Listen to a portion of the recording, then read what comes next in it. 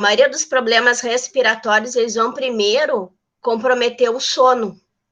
E aí, em função disso, a gente, dentro do espectro da medicina do sono, a gente aprende a ventilar pacientes, principalmente pacientes complexos, doenças neuromusculares, outras coisas, além da questão da apneia do sono. Muitos desses pacientes descompensam, e aí a gente começa a avaliar esses pacientes também num cenário agudo, também em internações, principalmente aí dentro do hospital. E a gente começou a se preocupar muito com a função da pandemia, principalmente pelos nossos crônicos. Claro que esse suporte ventilatório não é a primeira opção, nem foi em nenhum lugar do mundo, mas a história foi mostrando que ele tinha um espaço e que ele é seguro. E aí, então, a gente resolveu formalizar essa proposta, visando primeiro os nossos crônicos, mas a gente percebeu que tinha um espaço para a gente também, de alguma forma, contribuir e ir um pouquinho adiante. Então, essa aula agora foi uma apresentação que eu preparei para o serviço de pneumologia, tinha convidado alguns de vocês, e aí a gente entendeu que antes da gente fazer o treinamento prático, talvez fosse legal vocês entenderem um pouco mais o que a gente quer com tudo isso, né? O que a gente está falando. Então, vou compartilhar minha tela agora. A nossa equipe, ela é bem pequenininha.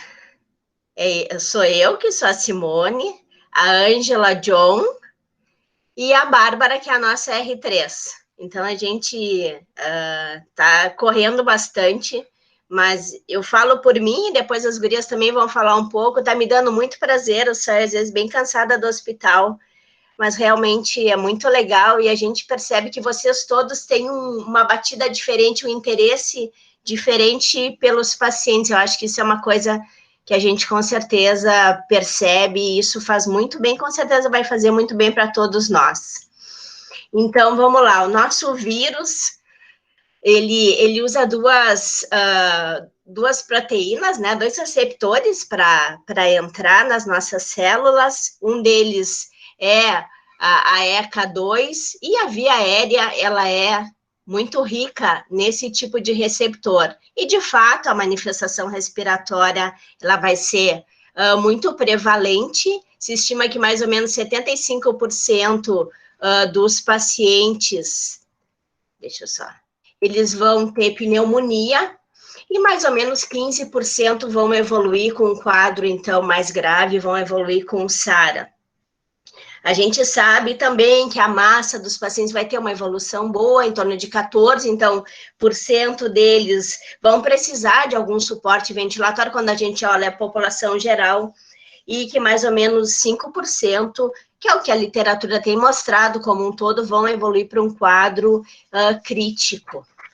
Então, esse vírus, ele invade o nosso organismo a partir da via aérea superior, ele vai para a nasofaringe, vai atingir vias aéreas inferiores, vai para o nosso trato digestivo, e o que ele vai fazer lá dentro do nosso pulmão é um grande estrago, principalmente a nível de alvéolo, com um comprometimento inflamatório muito extenso, que vai evoluir com o processo de edema e, em última análise, ele vai comprometer as trocas. Então, a gente vai ter basicamente um desequilíbrio na relação ventilação-perfusão, uma insuficiência respiratória tipo 1, que é basicamente por hipoxemia. Vocês estão carecas de olhar esse slide, eu só vou chamar atenção para essa parte aqui, então, a parte que nos interessa nesse momento, que são as manifestações pulmonares, que vão corresponder à fase 2, onde a fase 2A eu ainda não tenho uma hipoxemia instalada, normalmente a minha PaO2 vai ser acima de 63 milímetros de mercúrio em ar ambiente, e a fase 2B, onde aí sim a hipoxemia se instala, e essa então é a fase onde existiria um benefício de iniciar um suporte ventilatório. A nível didático, a gente pode classificar a gravidade sob o ponto de vista respiratório em 4 níveis. O nível verde, onde a saturação está acima de 93 em ar ambiente, o paciente está eupneico, não tem uma dispneia valorizada, normalmente é um doente que não vai precisar de nenhum suporte ventilatório. O nível amarelo é aquele paciente que já está saturando abaixo de 93 em ar ambiente, já está com uma frequência respiratória um pouco mais elevada, mas que é um paciente que responde à oxigenoterapia convencional. Então, eles são candidatos a uma internação numa enfermaria, com uso, pelo menos num primeiro momento, de oxigênio suplementar até 5 litros por minuto. E é um paciente que merece ter, então, a sua saturação monitorada de uma forma muito contínua e as pessoas muito presentes olhando para essa evolução.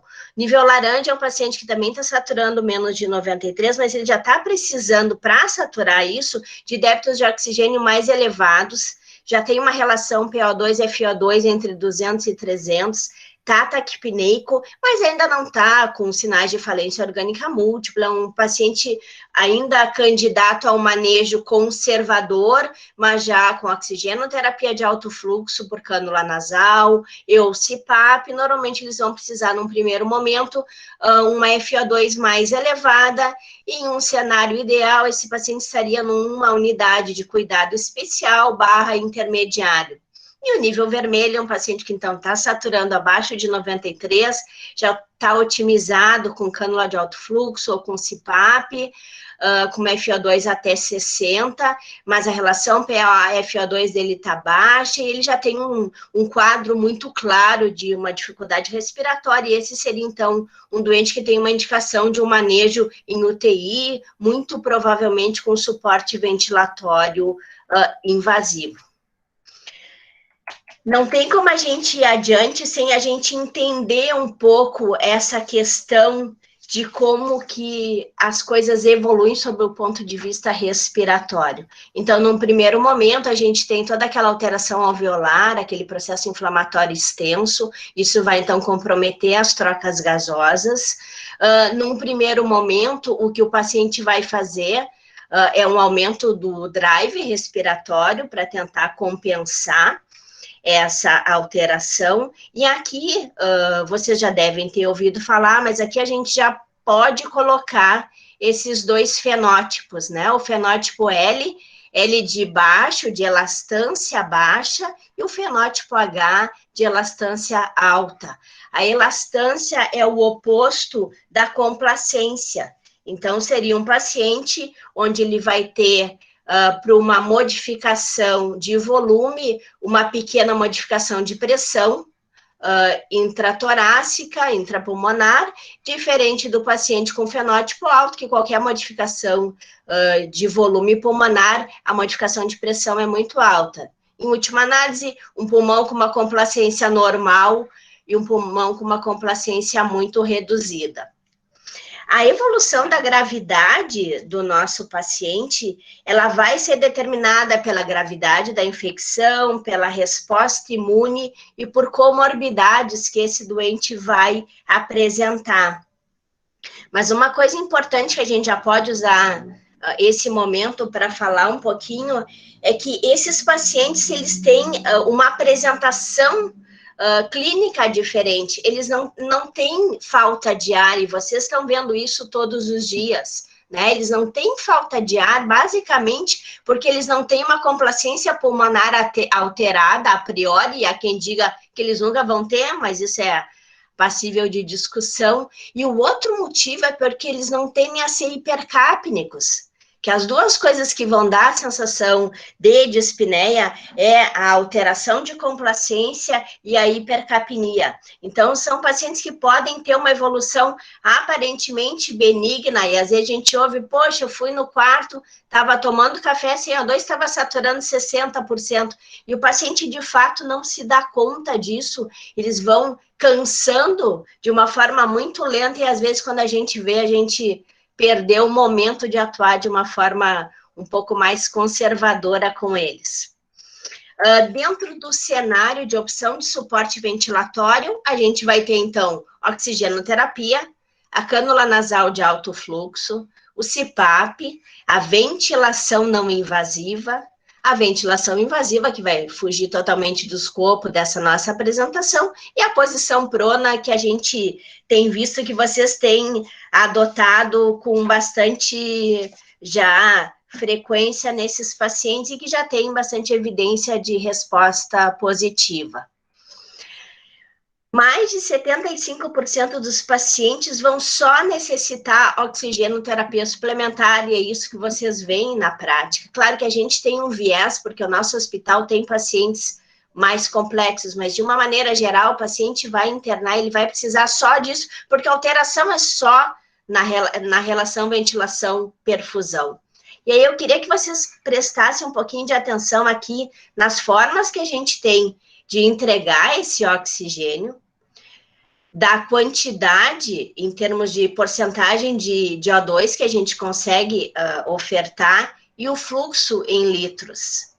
Então, se eu estou usando uma cânula nasal, num limite máximo de 6 litros, há quem diga que mais do que 3, a dispersão para o ambiente é muito grande e eu perco, eu vou conseguir aqui, por exemplo, dar 40% de FO2 para esse nosso paciente.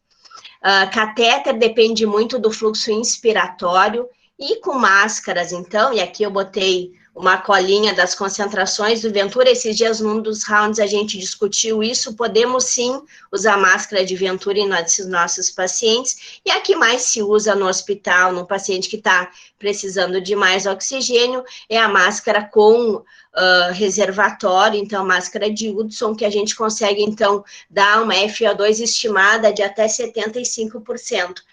Mas a gente tem que se dar conta que o pico de fluxo inspiratório, esses pacientes têm fome de ar, então eles vão precisar de um fluxo muito mais alto, 30, 40, 60, às vezes até 120 litros por minuto em casos mais graves. Isso vai muito além da quantidade de O2 que a gente consegue ofertar nesses nossos métodos de oxigenoterapia.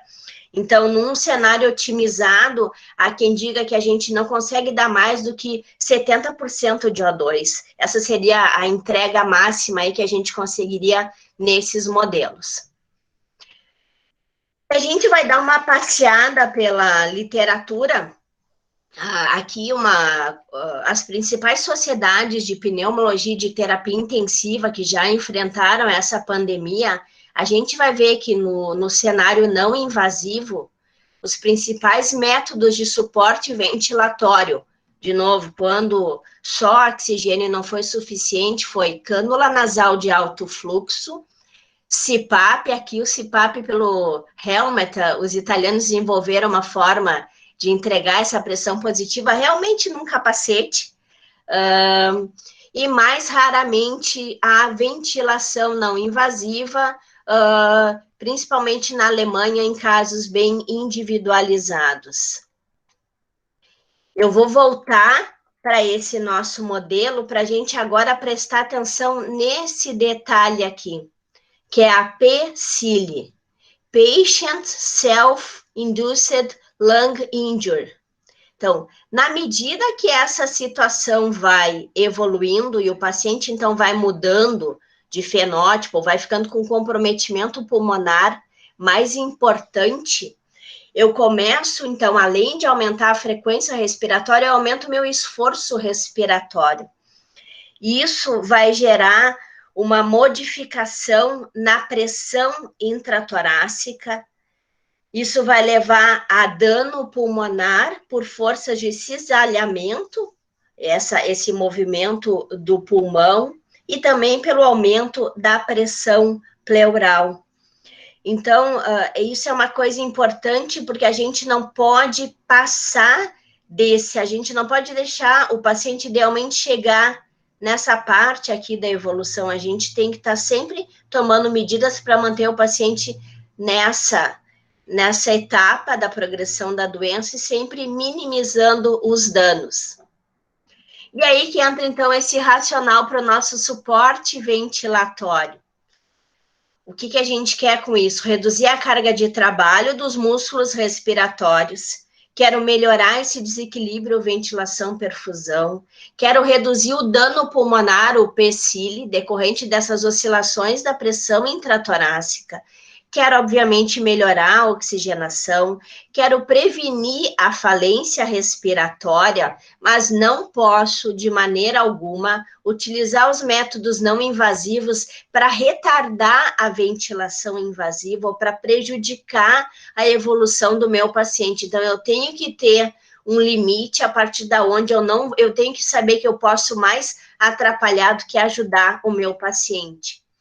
E, de novo, que tipo de paciente teria uma indicação inequívoca de um suporte ventilatório adicional ao oxigênio? Pacientes que estão saturando abaixo de 93, com 4 a 6 litros de oxigênio, pacientes taquipneicos, mesmo que sem sinais de esforço, ou mesmo que sem manifestação de dispneia, lembrem que eles têm um comportamento diferente num primeiro momento, obesos ou pacientes que têm alguma outra condição clínica, paciente com alguma doença crônica que envolva biomecânica ventilatória e tem um risco aumentado de uma progressão muito rápida, e a gente está vendo também isso, que eles podem progredir de uma forma absurda.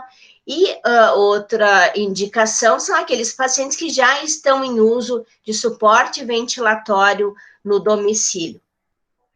Dentre os suportes ventilatórios, a menina dos olhos, o que tem se mostrado como a preferencial, e a gente viu isso naquele slide anterior, é a cânula nasal de alto fluxo. É uma mistura de gás com oxigênio, que eu posso oferecer oxigênio até 100%, e eu tenho um fluxômetro ou 2, aqui é só um, eu posso ter 2, onde eu vou conseguir fornecer fluxos de 30 até 60 litros por minuto. Se vocês lembrarem, há pouco eu falei que uma das dificuldades do oxigênio convencional é garantir o fluxo que esse paciente está precisando, que é um fluxo elevado. Então, eu consigo, com esse dispositivo, oferecer um fluxo alto a partir de 30, aquecido, a gente seta aqui embaixo, ele normalmente é fornecido a 37 graus, ele é umidificado, 100% de umidade relativa do ar, então ele vai ser muito, e é só uma cânula no nariz, não é a máscara, ainda mais essas máscaras que a gente está tendo que usar agora, que eu vou falar um pouquinho mais na frente. Então, é um fluxo alto, aquecido, umidificado, ele é muito melhor tolerado pelo paciente que qualquer dispositivo para um suporte ventilatório um pouco com níveis pressóricos maiores, principalmente.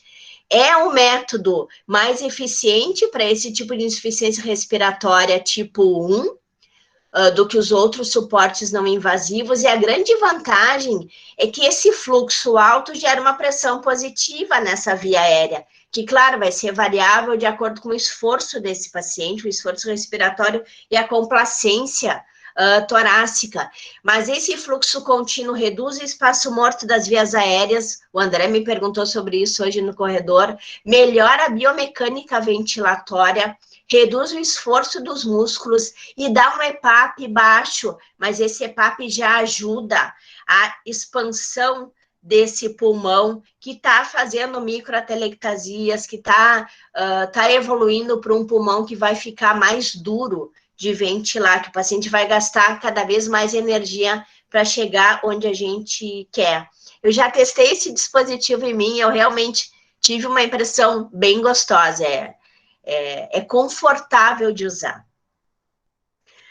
Então, é isso, eu estou usando um fluxo alto de uma oxigenoterapia com fluxo alto, que garante uma pressão positiva na minha via aérea, que vai lavar o espaço morto que estava sobrando, não vai gerar muita oscilação cardiogênica e vai, então, otimizar as minhas trocas gasosas. Então, ele ajuda, mantém uma pressão expiratória positiva na expiração, EPAP-like, ajuda no recrutamento alveolar, trabalha espaço morto, melhora, então, a inspiração, já que o fluxo é mais alto, isso também vai ajudar no recrutamento e na distribuição do meu volume de ar corrente. Por ser um ar umidificado e aquecido, dá muito mais conforto, isso implica numa melhor adesão ao tratamento. Tem um possível papel aí nas microatelectasias, embora a pressão não seja tão alta. E diminui o trabalho respiratório, então, diminui o esforço, diminui a frequência respiratória. Mas a gente nem sempre tem cânula nasal de alto fluxo, né? No nosso hospital, a gente tem 7 unidades e elas se destinam principalmente para as unidades de terapia intensiva neonatal, pediátrica, emergência, e aí também terapia intensiva dos pacientes adultos, e agora a gente sabe que elas foram todas deslocadas para lá. Mas a gente pode, como método alternativo, usar um tratamento com pressão positiva contínua. Então, ela vai pressurizar o CPAP, Continuous Positive Airway Pressure, vai pressurizar essa minha via aérea, vai também promover algumas alterações cardiovasculares a nível de retorno venoso, então ela vai auxiliar, além da biomecânica, vai auxiliar os efeitos cardiovasculares que também podem começar a ficar atrapalhados por conta desse aumento da pressão intratorácica. Então, é um fluxo positivo que mantém essa via aérea aberta. Então, originalmente, o CPAP, ele foi criado com esse objetivo de impedir o colapso dessa porção da via aérea que não tem osso, que é toda mantida a patência através de atividade muscular. Ele mantém, então, uma pressão expiratória contínua, normaliza a capacidade residual funcional, que tende a estar reduzida nesses nossos pacientes, é o quanto de ar sobra depois de uma expiração, produz provavelmente um recrutamento alveolar, reduz o shunt e melhora a ventilação. E no momento atual, considerando todo o mundo, o CPAP ou EPAP é a principal terapia de suporte ventilatório nessa pandemia. Aqui só alguns exemplos de aparelhos que vocês têm visto, né? Esse aqui é o Stellar, esse aqui é um BiPAP, BiPAP é a marca registrada da Philips, esse aqui é um BiPAP A40, ele tem uma bateria acoplada, e aqui são ventiladores, que vão, então, gerar aquela pressão positiva que a gente tem conversado e muito. Eu também posso fazer um método com uma válvula de Bossignac, e gerar um tipo de EPAP, onde eu consigo, a partir de um fluxo na parede, gerar essa pressão regulando aqui. Óbvio que é um método muito mais primitivo, depende de um fluxo na parede, pode dar barulho, mas só para vocês saberem que existe essa opção. A priori, o PEP que a gente consegue gerar, ele seria suficiente para prevenir a PCIL. E aí que é o racional de usar esse tipo de suporte. A gente tem que cuidar a sincronia, alguns pacientes ficam ansiosos, às vezes a gente tem que, num primeiro momento, até considerar uma dose baixa de morfina ou alguma coisa nessa linha, mas claro que muito difícil num cenário de enfermaria como a gente está vivendo, a gente fica um pouco inseguro com isso, e definitivamente a gente tem que avaliar caso a caso para definir como é que eu vou lidar com de forma a otimizar a aceitação do nosso paciente pelo procedimento. Aqui é só a válvula de Bossignac, para vocês verem que não tem nada de grande tecnologia, a gente quer gerar uma pressão contínua para que essa via aérea fique, então, mais pressurizada. É que um dos primeiros casos aí a gente começou, a Bárbara depois vai apresentar já a nossa casuística nessas 3 semanas, mas olhem que legal esse caso. 48 anos, uma obesa com MC de 44, hipertensa, ela internou por dispneia, que tinha iniciado 3 dias após o início dos sintomas, a gasometria dela em ar ambiente com uma PO2 de 59,3, saturando 91%, então ela já tinha a alteração respiratória, já estava na fase 2, hipoxêmica, ela já estava com demanda crescente de oxigênio no momento que a gente foi avaliar. O que a gente fez foi iniciar, então, com CPAP, nesse equipamento, que ele dá modo 2 níveis de pressão, bilevel, mas também permite que a gente use CPAP. Começamos com uma pressão de 7, quase uma cânula de alto fluxo, com a 2 a 4 litros, fomos aumentando a pressão até 10, o que se recomenda é um alvo de 8 a 12 de EPAP nesses pacientes, tolerou bem, melhorou a expansão torácica, conseguiu manter uma saturação estável, reduziu frequência respiratória, se foi progressivamente retirando o oxigênio, ela ganhou alta em menos de uma semana depois de ter internado, e aqui a evolução radiológica dela. A única coisa que se fez foi usar a pressão positiva, lembrando que para pressurizar a via aérea, eu tenho que manter essa pressão positiva, né? A gente tem ouvido bastante a coisa do uso da pressão positiva intermitente, ou não usa de noite, usa um pouco de dia, usa 1 hora, usa 2 horas. Não é assim o raciocínio, né? O raciocínio é, olha como ela era, olha o que foi ficando e olha como ela ficou no final. Então, eu preciso, para eu pressurizar essa via aérea, eu preciso continuidade do tratamento. Senão, eu recruto, desrecruto, recruto, desrecruto. E aí eles ficam, reduzo a 2, aumento a 2. E aí as coisas que podem ter uma evolução muito mais rápida, corre o risco de arrastar quando não evoluir para aquele fenótipo mais agressivo. O papel da ventilação não invasiva, propriamente dita. Ventilação não invasiva é quando eu tenho um nível de EPAP e uma pressão de suporte. Então, para falar em ventilação, eu estou dando pressão inspiratória e um nível de pressão expiratória e uma diferença de pressão com ou sem frequência respiratória nesse meu modo de ofertar o suporte. Uma das publicações mais consistentes das principais sociedades de pneumologia, a europeia e a americana, que lançaram esse guideline em 2017, fica muito claro que o papel do suporte ventilatório não invasivo seria basicamente num paciente hipercápnico, com uma exacerbação, então um DPOC hipercápnico que exacerbou, ou no edema pulmonar cardiogênico. E aqui, na verdade, esse grupo de pacientes, o benefício maior é no EPAP, e não tanto nos 2 níveis de pressão. Também existe a observação que sim, o suporte ventilatório pode corrigir a hipoxemia, mas ele tende a gerar volumes mais altos, e com isso eu posso ter, então, lesão pulmonar. E, às vezes, para atingir a sincronia também é um pouco mais difícil. E lembrando que se eu quero pressurizar, quem pressuriza a via aérea, principalmente, é o EPAP. Então, às vezes, usar também 2 níveis de pressão com EPAP baixo, eu não estou fazendo muita coisa pelo meu paciente.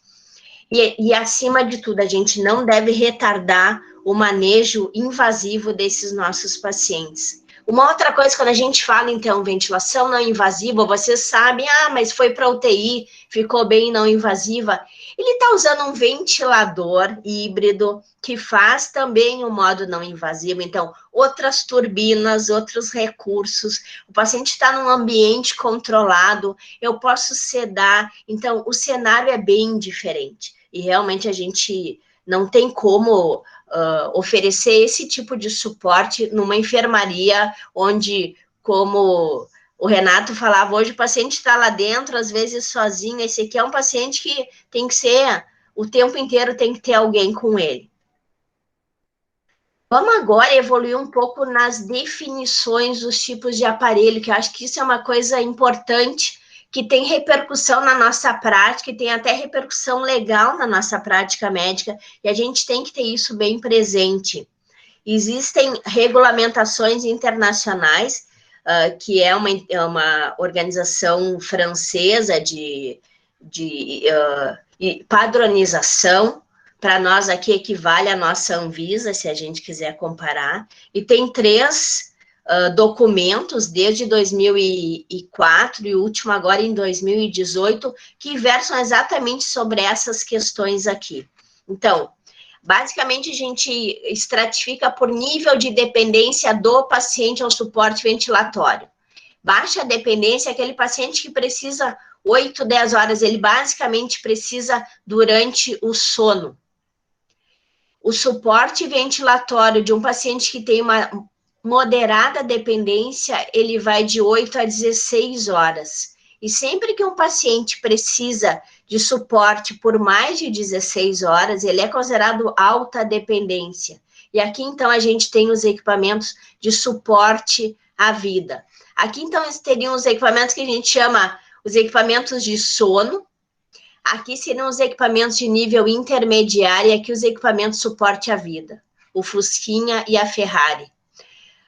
Sempre, então, que precisar mais de 16 horas, sempre que eu precisar de oxigênio em altas concentrações, pacientes com peso corporal abaixo de 10 quilos e na maioria dos traqueostomizados, eu vou precisar de um equipamento de suporte à vida. CPAP, que é o que a gente... Quando fala CPAP, tem um equipamento específico para isso, é para uso até 8, 10 horas, só durante o sono, não tem turbina, não gera fluxo suficiente porque a gente precisa. E a literatura específica de suporte ventilatório COVID tem sugerido que a gente use somente os equipamentos de suporte à vida, mesmo que seja só para usar EPAP. Por quê? Porque, de novo, a gente quer usar por bastante tempo, os outros equipamentos não aguentam, não tem turbina, não foram feitos para isso.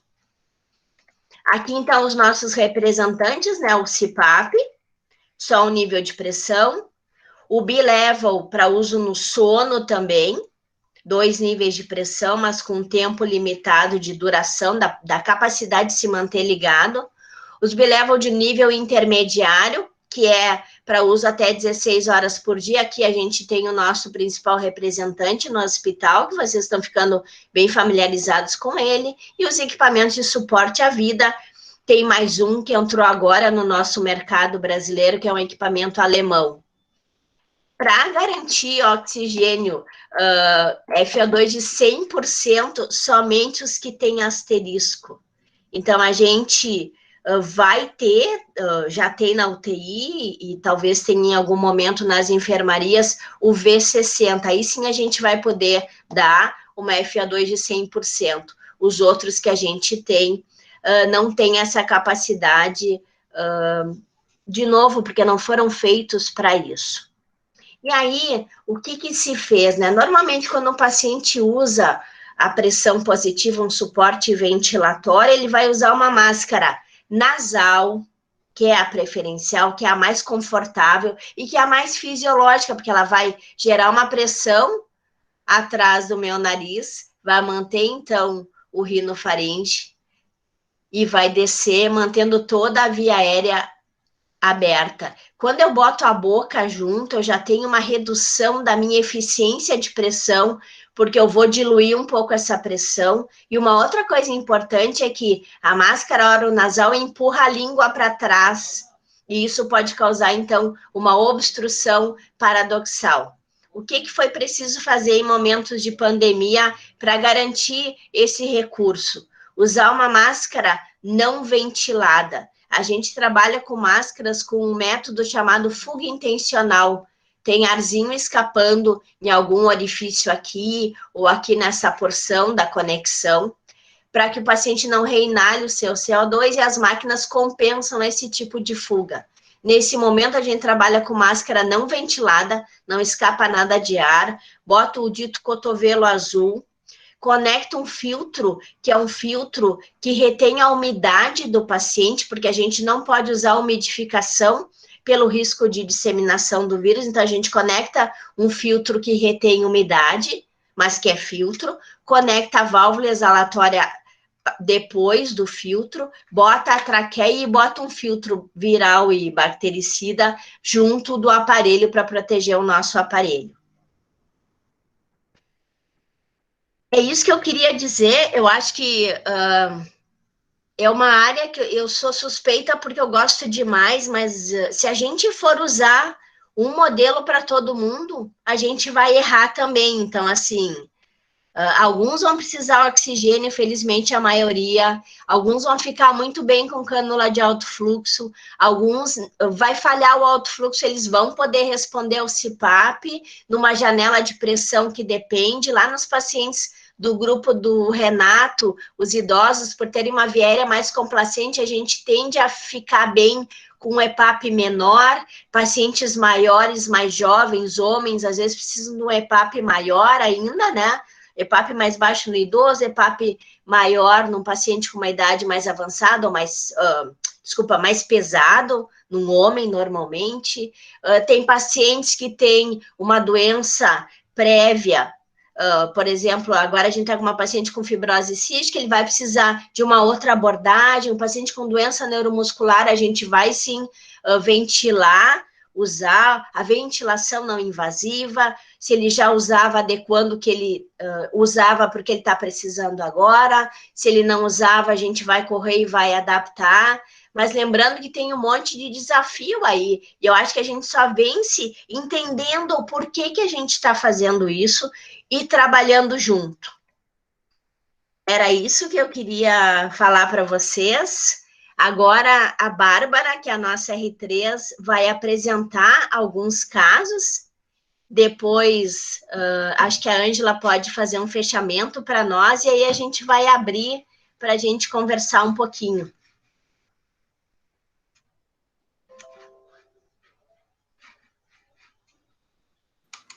Bom, boa noite, pessoal.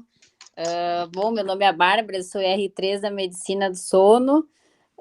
Então, assim, primeiramente eu gostaria de agradecer a todos os residentes, né, da equipe da Medicina Interna, da Infecto, que tem nos acompanhado e também nos apoiando nesse início que a gente começou no dia 9/7.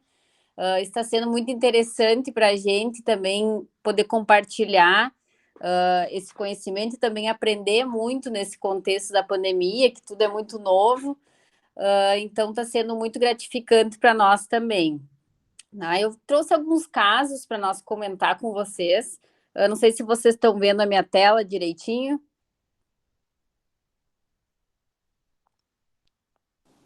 Eu não vejo.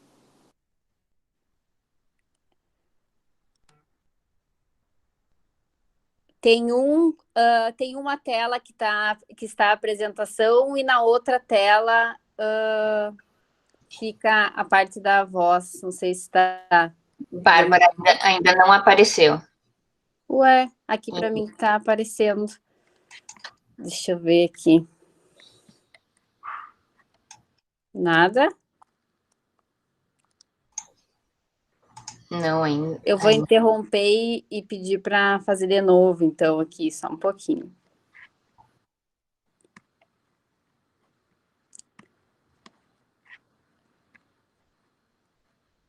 Olha agora.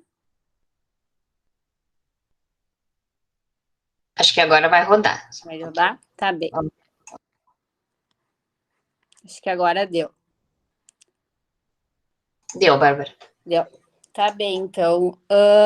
Então, até nosso início das nossas atividades, então, começaram efetivamente no dia 9 de julho, né? Até o momento, nós tivemos 28 pacientes avaliados, 5 pacientes desses já receberam alta hospitalar, 3 pacientes tiveram suporte ventilatório suspensos com alta breve, provavelmente alguns até podem ter ido hoje ou amanhã. 4 pacientes não toleraram, então a gente teve alguns pacientes que depois até vou dar um exemplo para vocês, mas que realmente não toleraram esse tipo de suporte ventilatório, talvez seriam candidatos, por exemplo, a cânula de alto fluxo. A maioria deles eram pacientes idosos, então eles têm uma certa dificuldade que a gente percebe também nesses dias, tá? E 3 pacientes iniciaram o suporte ventilatório e após foram transferidos para a unidade de terapia intensiva, alguns que já estavam numa situação aguardando o leito, Depois eu vou dar um exemplo também para vocês. E atualmente a gente está com 13 pacientes em acompanhamento na internação. Aqui eu vou mostrar uns exemplos e casos para vocês, então. A maioria dos nossos pacientes realmente eles estão em uso de modo CPAP, tá? Mas como a Simone explicou para vocês, tem alguns casos que a gente tem que individualizar, né? A maioria, tanto para nível de pressão, tanto também quanto ao tipo de modo ventilatório, de acordo com o paciente, de acordo com as comorbidades do paciente. Então, isso que é importante para a gente deixar bem claro para vocês. Então, alguns exemplos que eu vou dar para vocês. Então, paciente 1, 51 anos, diabético, hipertenso, sobrepeso, com história de asma. Quando foi nos chamado para avaliação, estava em uso de oxigênio por máscara de Hudson a 10 litros, tinha uma frequência respiratória de 30, com 8 dias de evolução dos sintomas. Então, para esse paciente foi realizado um suporte ventilatório em modo CPAP, com uma pressão de 8, que foi suspensa após 3 dias de suporte ventilatório. Essa paciente já foi, inclusive, de alta logo após a suspensão. Já, por outro lado, uma paciente também com uma história de obesidade, essa paciente era depressiva e tinha uma alteração de caixa torácica, ela tinha uma escoliose bem importante. Também, quando nos chamou, então, estava em uso de 4 litros de oxigênio, era bem perceptível uma ventilação muito superficial dessa paciente, uma frequência respiratória de 30, e ela tinha 12 dias de evolução de sintomas. Então, para essa paciente, foi optado por modo ST, então, que são os 2 níveis, que é o modo espontâneo, na verdade, com uma frequência respiratória fixa para esse paciente, então. Então, foi inicialmente iniciado com IPAP de 13, que foi aumentando progressivamente até 16, uma IPAP de 8, e essa paciente ficou 6 dias em suporte ventilatório, com uma melhora progressiva, uma redução desse oxigênio e da frequência respiratória dela. Então, também com uma boa evolução. O paciente 3, essa paciente, a gente trouxe também para esclarecer para vocês que nem todo pneumopata crônico, ele vai necessariamente precisar de 2 níveis de pressão. Essa paciente, inclusive, ela era uma paciente que tinha uma doença intersticial secundária à esclerodermia, esclerose sistêmica, desculpa, era DPOC, tinha uma hipertensão pulmonar, usava já no domicílio oxigênio a 2 litros, estava internada, então, com pneumonia viral pelo coronavírus, necessitando de oxigênio entre 5 e 10 litros, com uma frequência respiratória de 30, e ela tinha uma saturação limítrofe com uma importante dessaturação ao esforço. Só de transferir ela da poltrona para a maca, para iniciar o suporte, ela desaturou até 68%, e ela tinha uma gasometria inicial com PCO2 de 67. Essa paciente foi começado com modo CPAP inicialmente, a gente pensou, talvez posteriormente teria que mudar o tipo de modo, mas a paciente ficou muito bem, com uma pressão de 9, fez 6 dias de suporte ventilatório, inclusive ela recebeu alta hoje, e o PCO2 dela, após 4 dias do uso, estava com 45,5. Então, também, para deixar bem claro que, às vezes, não é porque tem uma doença pulmonar crônica que a paciente tem necessariamente ser ventilada em 2 níveis de pressão. E paciente 4 é uma paciente que não tolerou o uso, tá? Era uma paciente com uma história de paraplegia, muito emagrecida, estava em tratamento para espondilodicite por tuberculose e osteomielite sacral. Ela tinha uma evolução de sintomas de 7 dias, aproximadamente, com uma piora progressiva do padrão ventilatório. Estava em uso de oxigênio a 3, 5 litros, quando foi chamada a avaliação, com uma frequência respiratória já mais alta, e ela também tinha uma ventilação muito superficial, essa paciente. Também ela tinha essa doença, parte muscular dela, que era muito débil, e essa paciente foi realizada 3 tentativas em dias consecutivos, com tentativas de adaptação até essa paciente, em decorrência dessa paraplegia que ela tinha, A gente tentou, inclusive, um ventilador de suporte à vida para ela, que traria um pouquinho mais de conforto para a paciente, e também não teve adaptação dessa paciente, ela ficava com uma agitação psicomotora bem importante após uns 15 minutos do uso. Inicialmente até dava uma sensação que ela iria tolerar, mas logo depois de 15 minutos ela ficava com agitação psicomotora e uma sensação de sufocamento. Então a gente teve que interromper. Essa sensação de sufocamento, essa agitação psicomotora, foi as 2 queixas mais comuns desses 3 pacientes que não toleraram o suporte ventilatório. E o último paciente que a gente quer mostrar para vocês também é um paciente de 68 anos, hipertenso, com evolução de sintomas de 10 dias. Quando foi nos chamado, ele estava em uso de oxigênio por máscara de Hudson a 15 litros e fazendo autoprono intermitente, com uma frequência respiratória de 30, 35, uma saturação limítrofe. Foi realizada a tentativa, então, inicialmente de modo CPAP. Inicialmente, começamos com a pressão de 8, com progressão nos próximos dias até 11. Era um paciente que ele aderia por alguns momentos durante o dia. Nem um dia ele conseguiu fazer uso durante a noite. Teve um dia que ele tentou, que a gente até indicou um indutor de sono para ele, para ver se a gente conseguia que ele fizesse uma aderência melhor. Mas, infelizmente, caiu a máscara do paciente à noite e ele não quis mais fazer o uso depois. Então, esse paciente foi encaminhado para a unidade de terapia intensiva após 4 dias do uso do suporte ventilatório. Na UTI, acho que uns 2 dias eles tentaram também o uso de ventilação não invasiva lá, em 2 níveis, mas ele acabou progredindo para a necessidade de intubação orotraqueal e ainda está na UTI. Mas, então, são casos bem diferentes um do outro e que a gente quer mostrar para vocês realmente isso, que nem todos os pacientes vão ser tratados da mesma forma, então a gente tem que individualizar, por mais que tenha essa indicação mais formal do uso do CPAP, então, em alguns casos, a gente vai ter que individualizar e fazer de outra forma.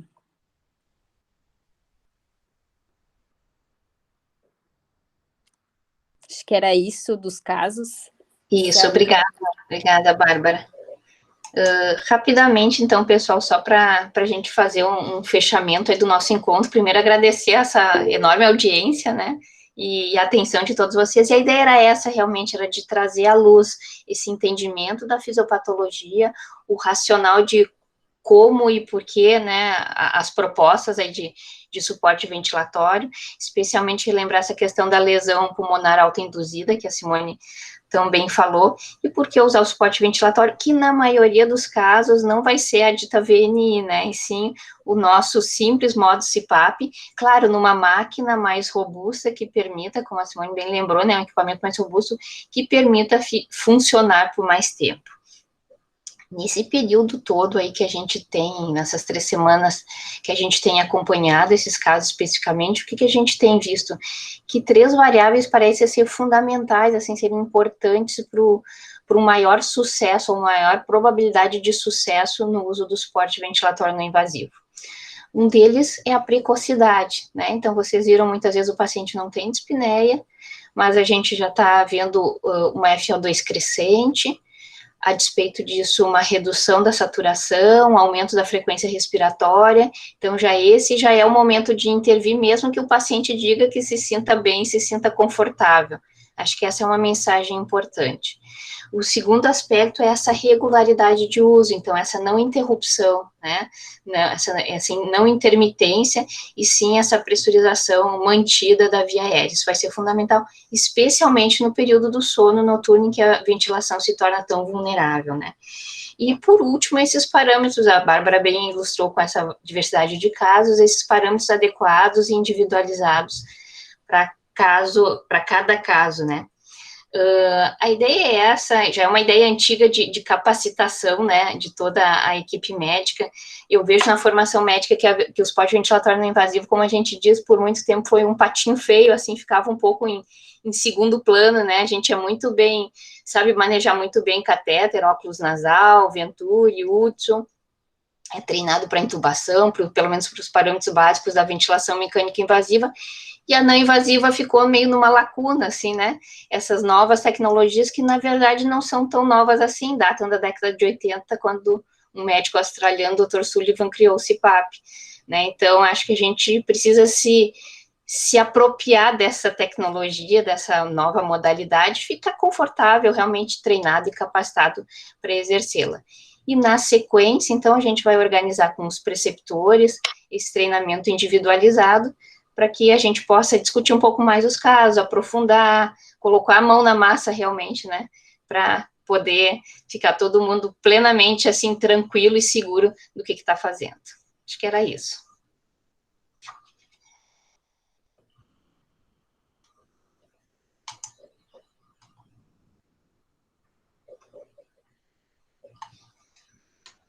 Miguel. Agora sim. Agora sim. Estão me ouvindo? Sim. Tá. Eu queria me manifestar aqui no final, só agradecer muito a Ângela, Simone e a Bárbara, tá? O apoio de vocês tem sido tremendo. A gente tem 3 pilares no hospital, né? Assistência, ensino e pesquisa, né? E vocês estão atuando ativamente, né, todos os dias conosco, assistindo os pacientes, nos ensinando. A gente tem aprendido muito com vocês. Eu acho que a gente vai começar a atender os pacientes cada vez melhor com o apoio de vocês e vai aprender nesse processo cada vez mais, né? A gente está alinhando as iniciativas também com outras frentes bastante importantes, que são o grupo de enfermagem e as fisioterapeutas. Eu acho que a gente tem todos trabalhar juntos. Aquilo que o Renato mencionou e que a Simone tocou antes, em relação à monitorização desses pacientes, hoje a gente teve uma reunião bem importante e a gente vai testar estratégias de monitorizar esses pacientes mais ativamente, né, com câmeras e com localização do quartão, lá do Nono Sul. Isso vão ser 2 estratégias piloto que a gente vai testar, e a gente vai ter que se integrar cada vez mais. Eu tenho certeza que também com a organização de vocês vão gerar informações que vão aumentar nosso conhecimento também na área. E queria, então, agradecer em nome de todos os preceptores ali da área Covid, estou vendo a Marcele aqui também, e dos residentes que estão lá atuando, o apoio de vocês e esse momento aqui foi de muito aprendizado. Obrigado.